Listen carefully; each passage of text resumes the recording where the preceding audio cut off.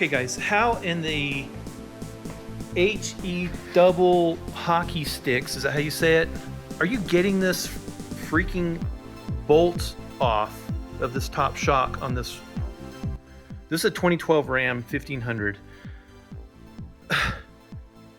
You know, the gas tank is in the way, so the frame's here. How are you guys doing this? The other side, it took me almost a freaking hour. I ended up, it just was retarded. So I can get a socket over the tank with a long extension, but you can't get it on this back nut back here because the frame has a bulge that sticks up and keeps the socket from getting fully on the nut. If you've done this, you know what I'm talking about. So, and you can't put a wrench on it right here. You could, except you have to cut one of your wrenches because the only place to put the wrench, you can't put it up because the bed of the truck is right there. You can't put it this way because there's this box right here that runs the whole length of the bed, the whole width of the bed. And you can't put it this way because there's that piece of frame or that piece of whatever that is. And then the frame's right underneath it. So you can't even get a wrench on it, like a regular wrench. I'm gonna have to cut a wrench, I guess. I can kind of get a socket on it like I did the other side, barely kind of smash it on there. And I got it a little bit loose, but I can't hold it on there enough to get this to unthread. I mean, to thread out. I know how I'm gonna fix it though. How I'm gonna fix it is once I get this nut off, I'm gonna weld a tab on it. A tab that's gonna flop one way when you loosen it, flop the other way when you tighten it. And that way you don't have to put a wrench on it. Hopefully I'll never have to do these shocks on this truck again, but this is stupid. And this is just typical Chrysler engineering. They don't make things, and Chrysler's not alone in this, but when they build stuff like this, they don't make it. Why didn't they just weld the freaking nut in there? Or put a nut with a tab on it like they did on the Chrysler Jeeps? I mean, the Jeep has several of those on there.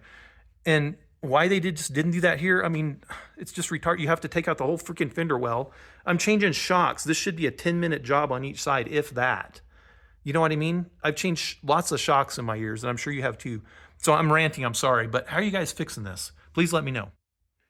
Okay, and there's what it looks like. I didn't let it cool off enough when I sprayed some paint on it, but I don't care what it looks like really. It's gonna do the job. The only issue with doing this is you have to make sure when it flops one way and flops the other way that it's not hitting anything, hitting any lines or wires or anything like that. It feels like it's gonna be clear.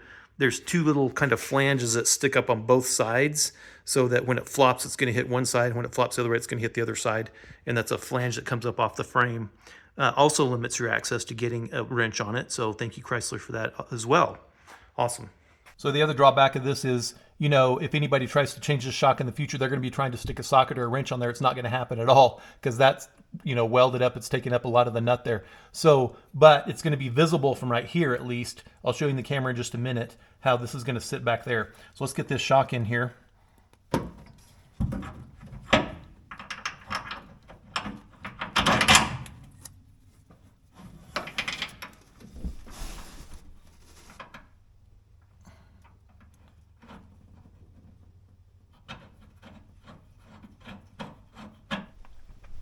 So there it is sticking up right back there.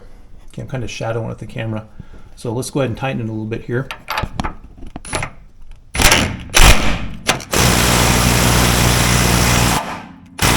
Now if we go to loosen it, of course, it's going to flop the other way. And it looks like there's some wires there. But if you feel right here, they don't stick up anywhere where this is going to strike it. Okay, and they kind of run actually around this part of this flange right here. So they ran around the back side of that, okay?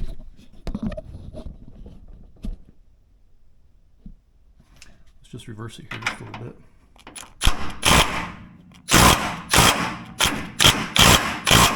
There, it's flopping over to the other side, so it's doing the job. Okay, now we'll tighten it again. Now we just don't want it to jam too much against this flange right here so that this starts to bend backwards.